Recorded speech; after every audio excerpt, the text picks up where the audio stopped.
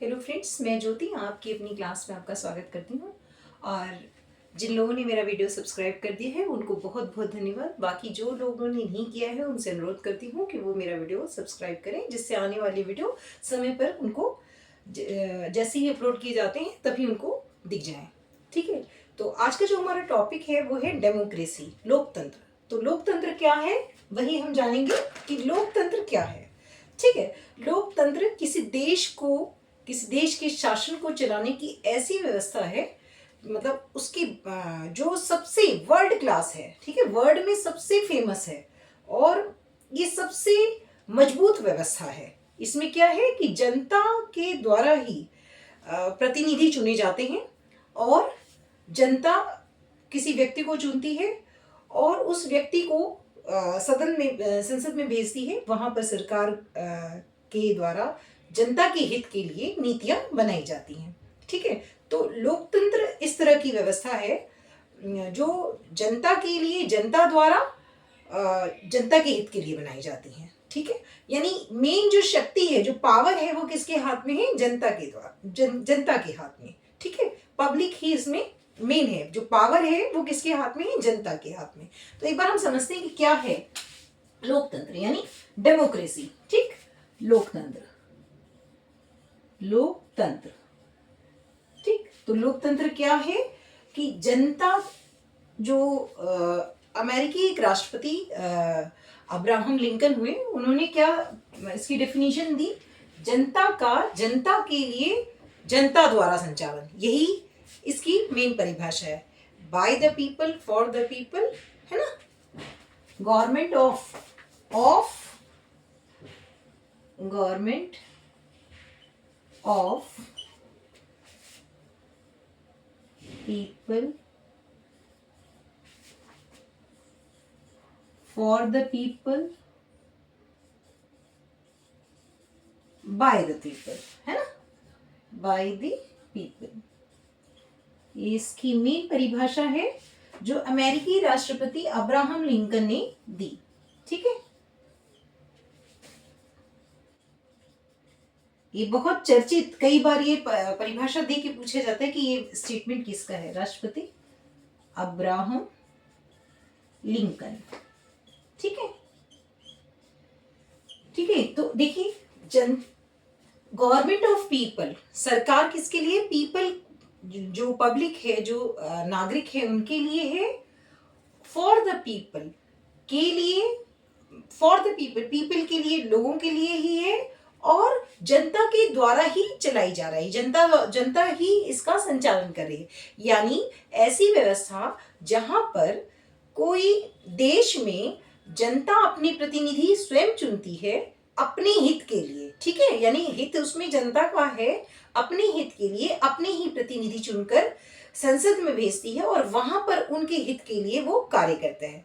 इसमें पूरी तरह से शक्ति किसके हाथ में है? जनता के हाथ में। अगर उसको वो नीतियां नहीं समझ में आती, नहीं पसंद में आती, उसको लगता है कि हमारा अहित हो रहा है, तो जनता चाहे कोई पूर्ण बहुमत से सरकार बना ले, उस सरकार को हटा सकता है, क्योंकि पावर किसके हाथ में है? जनता के हाथ में। ठीक है, ये विश्व की सबसे बड़ी जो लोकतांत्रिक जो व्यवस्था है, वो सबसे मुख्य और सबसे पसंदीदा है। विश्व के अधिकांश देशों में इस तरह की व्यवस्था चल रही है। ठीक है, विश्व के अधिकांश देशों में, अमेरिका जैसे सभी देशों में इस तरह की व्यवस्था चल रही है। तो अभी आपने ये समझा कि लोकतंत्र क्या है। लोकतंत्र के 3 मुख्य अंग भी हैं, है ना। लोकतंत्र कैसे चल रहा है? लोकतंत्र के 3 मुख्य अंग हैं। ये अंग किसने बताए? ये जो आइडिया है, जो विचार है, एक फ्रांस के बहुत बड़े दार्शनिक हुए, मॉन्टेस्क्यू। ठीक है, मॉन्टेस्क्यू। ठीक, मॉन्टेस्क्यू एक बहुत बड़े दार्शनिक हैं फ्रांस के। जब आप किसी ने फ्रांस की अगर क्रांति पढ़ी होगी तो उसमें इनका नाम जरूर आया होगा। इनके विचारों, इन्होंने क्या बोला कि शक्तियां जो होती हैं, क्योंकि वहां राजतंत्र था, उन्होंने बोला कि शक्तियां क्या होनी चाहिए? विभाजित होनी चाहिए, किसी एक के हाथ में नहीं होनी चाहिए। तो उन्होंने क्या बताया? देखिए, फ्रांसीसी ये दार्शनिक है, इसको नोट कर लीजिए, दार्शनिक है। ठीक है, यानी कार्यपालिका है, ठीक है, उसके बाद संसद है और उसके बाद न्यायपालिका है, ठीक है, न्यायपालिका, जुडिशरी, ठीक है, कार्यपालिका, संसद और न्यायपालिका, यानी शक्तियों को तीन अलग, लोकतंत्र में भी शक्तियों को विभाजित किया गया कि कोई किसी के काम में कोई भी गड़बड़ी ना हो पाए। न्यायपालिका निष्पक्ष रूप से निर्णय लेने के लिए, लोकतंत्र की सबसे बड़ी विशेषता भी यही होती है कि न्यायपालिका निष्पक्ष रूप से निर्णय ले सकती है, क्योंकि जब राजतंत्र होते हैं तो राजा जैसा चाहे वैसे कर सकता है, पर न्यायपालिका, जब ये वाला विचार आया डेमोक्रेसी में, तो इसका बेनिफिट ये हुआ कि न्यायपालिका पूरी तरह से निष्पक्ष है, कि जो सही है उसको सही निर्णय, मतलब उसके पक्ष में ही उसका निर्णय जाएगा, ठीक है। तो निष्पक्ष निर्णय लेने का अधिकार न्यायपालिका को इस लोकतंत्र के माध्यम से दिया गया, ये इसकी सबसे बड़ी विशेषता है, ठीक है। तो जनता के लिए जो चुने जाना है, जनता अपने ही प्रतिनिधियों को चुनती है, फिर वो उनको भेजती है आगे उनके हित के काम करने के लिए, ठीक है।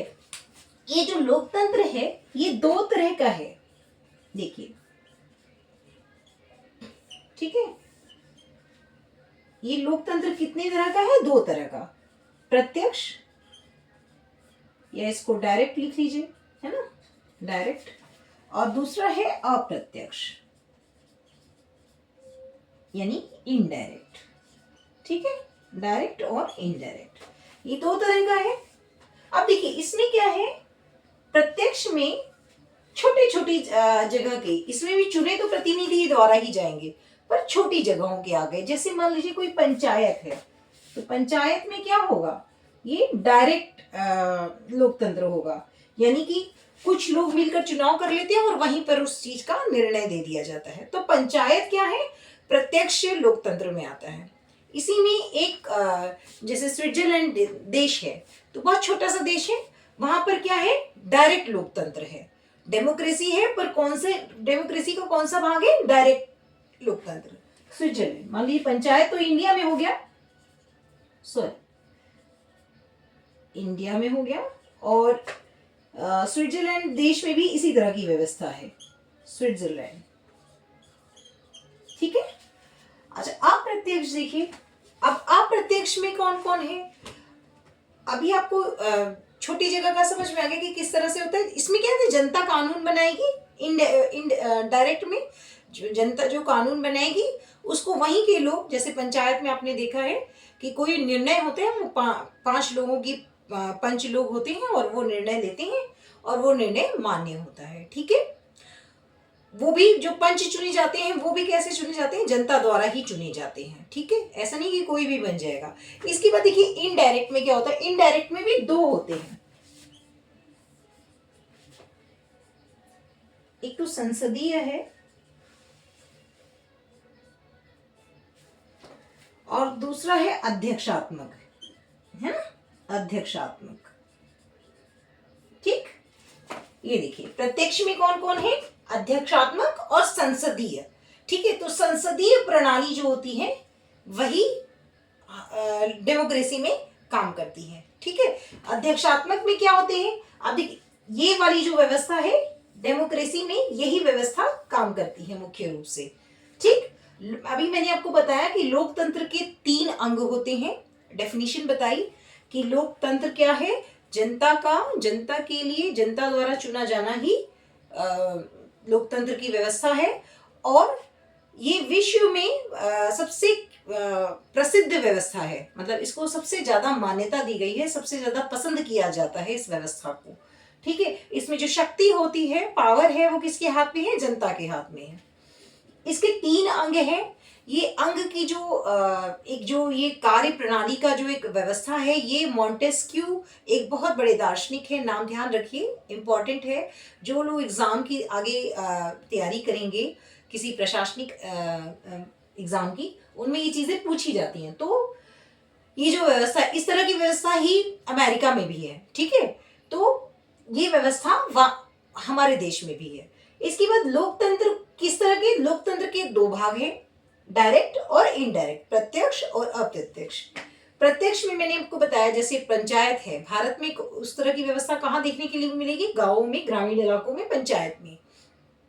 इसके अलावा स्विट्जरलैंड जैसे देशों में भी, क्योंकि स्विट्जरलैंड छोटा सा देश है, वहां पर इस तरह की व्यवस्था है, वहां डेमोक्रेसी है पर डायरेक्ट है। ठीक है, हमारे जो भारत में है वो अप्रत्यक्ष लोकतंत्र है, जिसमें इसमें भी दो भाग हैं, संसदीय और अध्यक्षात्मक। अध्यक्षात्मक में क्या है? अध्यक्षात्मक में भी दो चीजें हैं। एक तो होता है औपचारिक, है ना, औपचारिक, इसको ऊपर थोड़ा लिखना पड़ेगा, जगह नहीं है, मैं इसको एक बार ऊपर बना देती हूँ। ठीक है, ठीक, मैं इधर एक बार इसको बनाती हूँ। देखिए देखिए, जैसे मैंने बताया आपको, लोकतंत्र,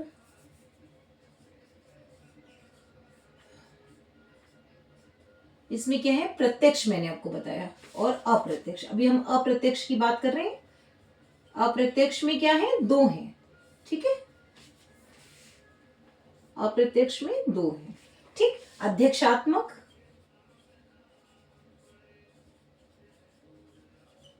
और संसदीय। ठीक, पार्लियामेंट्री। ठीक है, जो जनता द्वारा चुने गए लोग होते हैं वो क्या होते हैं? कहाँ बैठते हैं वो लोग? संसद में, पार्लियामेंट में बैठते हैं और वहां बैठकर जनता के हित के लिए नीतियां बनाते हैं। और नीतियों पर जो कार्यवाही की जाती है उसकी पूरी निगरानी कौन रखता है? मीडिया, है ना, मीडिया। और नागरिकों को ये पूरा अधिकार है, पूर्ण स्वतंत्रता है कि वो जो नीतियां उनके लिए बनाई जा रही हैं उनकी जवाबदेही इनको देनी पड़ेगी, इन प्रतिनिधियों को, इस सरकार को। जो प्रतिनिधि मिलकर एक सरकार बना रहे हैं उनको उसकी जवाबदेही देनी होगी। ये इस डेमोक्रेसी की बहुत बड़ी विशेषता है। ठीक है, चलिए, अब इसमें मैंने आपको बताया अध्यक्षात्मक है और औपचारिक, दो चीजें हैं इसमें। इसमें भी दो हैं, औपचारिक और अध्यक्षात्मक। ठीक है, अध्यक्षात्मक में कौन हुआ? ठीक, तो देखिए, अध्यक्षात्मक में तो आपके राष्ट्रपति आ जाएंगे, जो भी देश के राष्ट्रपति हैं वो अध्यक्ष है। ठीक है, अध्यक्षात्मक। ठीक, और औपचारिक में कौन है? प्रधानमंत्री। जो भी देश के प्रधानमंत्री होंगे उस समय वो, ये इसी डेमोक्रेसी के पार्ट्स हैं। ठीक है, यहां पर प्रतिनिधि चुने गए, जनता ने भेजे, संसद में बैठकर वो नीतियां, और इनकी देखरेख कौन कर रहा है? ये लोग करेंगे। ठीक है, तो प्रधानमंत्री औपचारिक हैं, औपचारिक रूप से ये देख रेख रखेंगे सारी चीजों की, और अध्यक्षात्मक रूप में राष्ट्रपति जी इस चीज की देखरेख करेंगे। ठीक है, संसदीय मैंने जो बताया कि जो जनता द्वारा प्रतिनिधि चुने जा रहे हैं, मत देने के बाद जनता कैसे अपने प्रतिनिधि चुनेगी? ऐसे तो नहीं चुन सकती ना कि तुम जाके खड़े हो जाओ, नहीं। चुनाव होगा, चुनाव के माध्यम से हर देश के हर क्षेत्र से कुछ लोग चुने जाएंगे, फिर वो जाकर आगे और लोगों को चुनेंगे, मतलब एक समूह बनाएंगे, और फिर वो संसद में सरकार बनाएंगे और वो जनता के लिए कार्य करेगी। ठीक है, संसद में ये सारे लोग बनाएंगे, जनता मत के द्वारा, वोट के द्वारा, है ना, चुनाव के माध्यम से वोट देगी, चुनाव के माध्यम से अपने प्रतिनिधियों को चुनती है ना। ठीक ठीक, तो जनता कैसे अपने प्रतिनिधि चुन रही है? चुनाव के माध्यम से प्रतिनिधियों को चुनती है, और पूरे देश में चुनाव कराए जाएंगे। फिर वहां से जो सिलेक्टेड लोग होंगे, जो जनता ने चुने होंगे, वो जाकर संसद में सरकार बनाएंगे, जनता के हित के लिए नीतियां बनाएंगे, और उन नीतियों का पालन कराया जाएगा। उन नीतियों का जो पालन होगा उस पर नजर रखी जाएगी। प्रधानमंत्री और राष्ट्रपति इसके लिए मुख्य रूप से ध्यान रखेंगे। ठीक है, इसमें एक चीज और आपको बताती हूँ जो बहुत बड़ी चीज है। देखिए, एक इस लोकतंत्र की जो विशेषता है ना, जो विशेषता है लोकतंत्र की,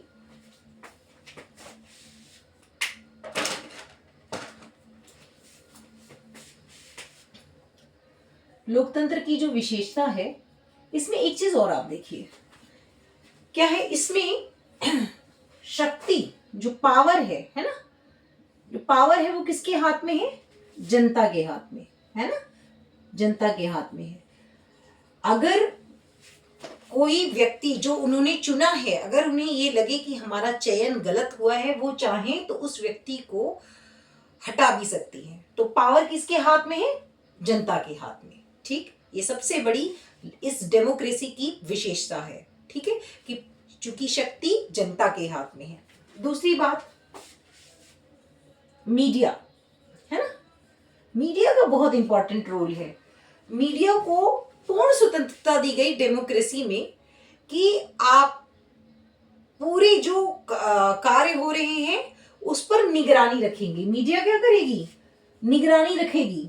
और उनको, ये किसकी तरफ से निगरानी रख रही है? ये नागरिकों की तरफ से है ना, जो लोग हैं, जो देश के देशवासी हैं, उनकी तरफ से मीडिया पूरी निगरानी रखेगी कि सरकार जो नीतियां बना रही है वो जनता के हक में है या नहीं। उसकी पूरी जवाबदेही उनको देनी होगी, है ना, पूरी जवाबदेही होगी सरकार की। ठीक, पूरी जवाबदेही है। ठीक, ये दूसरी विशेषता, ये सबसे इंपॉर्टेंट जो है वो मैं आपको बता रही हूँ। थर्ड देखिए, थर्ड एक डेमोक्रेसी की एक बहुत अच्छी बात है कि इसमें विपक्ष का भी बहुत महत्वपूर्ण योगदान होता है। विपक्ष का महत्वपूर्ण योगदान, अब वो ऐसे देखिए, अगर कोई कार्य है, एक व्यक्ति कर रहा है तो आप उसको नहीं पता कि वो सही कर रहा है कि गलत कर रहा है, लेकिन उसके ऊपर एक व्यक्ति और बैठा है। मतलब एक ये समझ लीजिए पक्ष है जिसको आपने चुना है, जनता ने चुना है। ठीक है, जनता ने चुना है। ठीक है, अब किसके लिए चुना है? ये चुना है जनता के हित के लिए, कि हमारे हित के लिए काम करना है। यहां पर विपक्ष जो है वो इस पर निगरानी रखती है कि इससे गलती हो और हम उसको उजागर कर दें तो क्या होगा, हमारे लिए रास्ता साफ हो जाएगा। लेकिन डेमोक्रेसी की सबसे बड़ी विशेषता ये है कि विपक्ष जो होगा वो हमेशा जनता, अगर ये विपक्ष जो है ये पक्ष में चला जाए तो ये विपक्ष बन जाएगा, है ना, ये विपक्ष हो जाएगा और ये पक्ष हो जाएगा, है ना, तो फिर ये निगरानी रखेगा। तो क्या है कि पक्ष और विपक्ष का बहुत महत्वपूर्ण योगदान होता है किसी भी डेमोक्रेसी में, किसी भी लोकतंत्र में। वो हमेशा जनता के हित के लिए कार्य करेगा। वो बताएगा कि वो कहाँ गलती कर रहा है, तो जनता का हित ही होगा। अगर वो गलती कर रहा है, उसकी गलती उजागर हो रही है, तो क्या होगा, विपक्ष तो अपने हित के हिसाब से कर रहा है, लेकिन इसमें फायदा किसका होगा? जनता का फायदा होगा। ठीक है, तो विपक्ष का जो महत्वपूर्ण योगदान होता है इस डेमोक्रेसी में।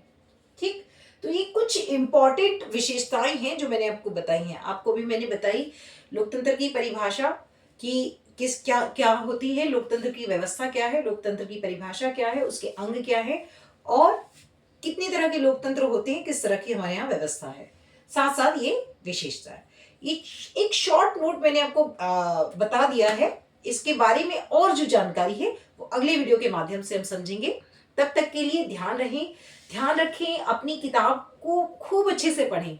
ठीक है, जब तक आप किताब नहीं पढ़ेंगे, आप बहुत ज्यादा कितना भी वीडियो देख लें, पर आप चीजों को बहुत अच्छे से समझने में शायद उतने सक्षम ना हो पाए जितना आपको होना चाहिए। ठीक है, किताबें जो है पढ़ने से आपका वर्ड बैंक भी बढ़ेगा।